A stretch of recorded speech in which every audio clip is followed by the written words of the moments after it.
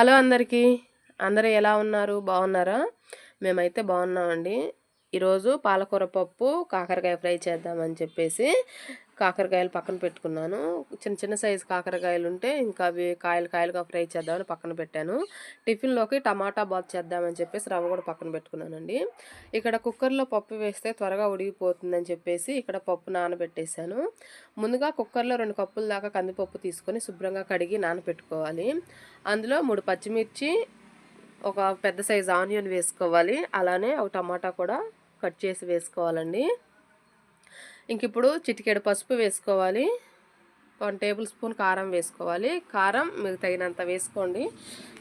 మేమైతే కొంచెం తక్కువ తింటాం కాబట్టి 1 టేబుల్ స్పూన్ వేసాను. మీరు చూసి మీకు సరిపోయినంత వేసుకోండి.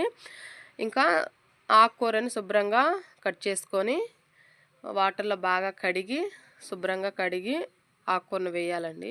ఆకుకూరను బాగా కడగండి, లేదంటే అక్కడక్కడ ఇసుక ఉంటుంది. శుభ్రంగా కడిగి వేసుకోండి.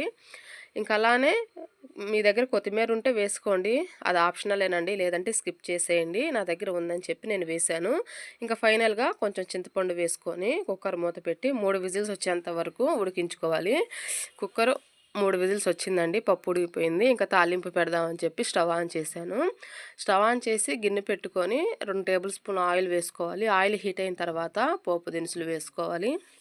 అవి ఫ్రై అయిన తర్వాత చిటికెడు ఇంగువ, 2 ఎండుమిర్చి, అలానే 3 వెల్లుల్లి రెబ్బలు వేసుకొని బాగా ఫ్రై చేసుకోవాలి. అవి ఫ్రై అయిన తర్వాత కొంచెం కరివేపాకు వేసుకొని బాగా ఫ్రై చేసుకోవాలి.